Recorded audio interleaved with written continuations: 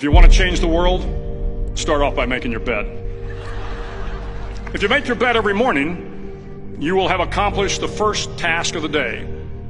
It will give you a small sense of pride, and it will encourage you to do another task, and another, and another. And by the end of the day, that one task completed will have turned into many tasks completed. Making your bed will also reinforce the fact that the little things in life matter. If you can't do the little things right, you'll never be able to do the big things right.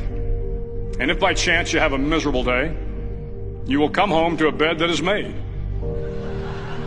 that you made. And a made bed gives you encouragement that tomorrow will be better.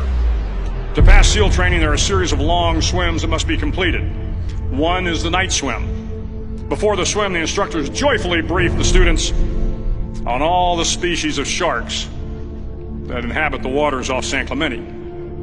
They assure you, however, that no student has ever been eaten by a shark, at least not that they can remember.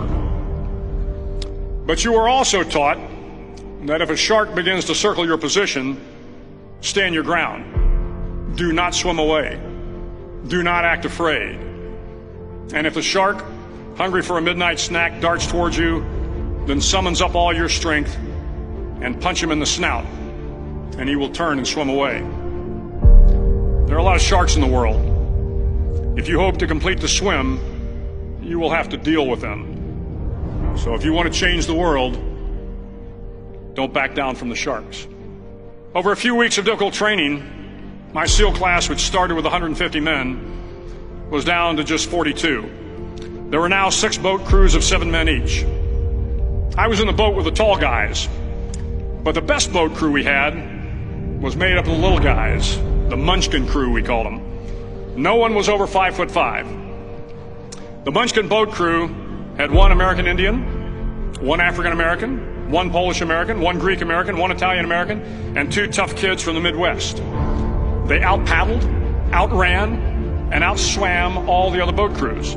The big men in the other boat crews would always make good-natured fun of the tiny little flippers the Munchkins put on their tiny little feet prior to every swim. But somehow these little guys from every corner of the nation and the world always had the last laugh, swimming faster than everyone and reaching the shore long before the rest of us. SEAL training was a great equalizer. Nothing mattered but your will to succeed, not your color, not your ethnic background, not your education, not your social status. If you want to change the world, measure a person by the size of their heart, not by the size of their flippers. The 9th week of training is referred to as Hell Week. It is 6 days of no sleep, constant physical and mental harassment, and 1 special day at the Mud Flats. The Mud Flats are an area between San Diego and Tijuana where the water runs off and creates the Tijuana Sloughs, a swampy patch of terrain where the mud will engulf you. It is on Wednesday of Hell Week that you paddle down to the Mud Flats and spend the next 15 hours trying to survive the freezing cold, the howling wind, and the incessant pressure to quit from the instructors. As the sun began to set that Wednesday evening, my training class, having committed some egregious infraction to rules, was ordered into the mud. The mud consumed each man till there was nothing visible but our heads. The instructors told us we could leave the mud if only 5 men would quit. Only 5 men, just 5 men, and we could get out of the oppressive cold. Looking around the mud flat, it was apparent that some students were about to give up. It was still over 8 hours till the sun came up. 8 more hours of bone-chilling cold. The chattering teeth and the shivering moans of the trainees were so loud, it was hard to hear anything. And then one voice began to echo through the night. One voice raised in song. The song was terribly out of tune, but sung with great enthusiasm. One voice became 2, and 2 became 3, and before long, everyone in the class was singing. The instructors threatened us with more time in the mud if we kept up the singing, but the singing persisted, and somehow the mud seemed a little warmer, and the wind a little tamer, and the dawn not so far away. If I have learned anything in my time traveling the world, it is the power of hope.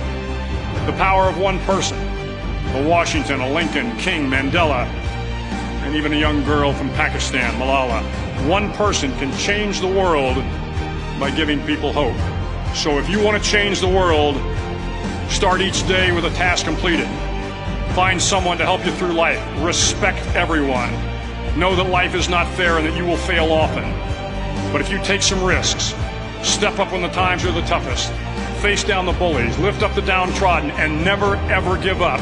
If you do these things, the next generation and the generations that follow will live in a world far better than the one we have today. And what started here will indeed have changed the world for the better.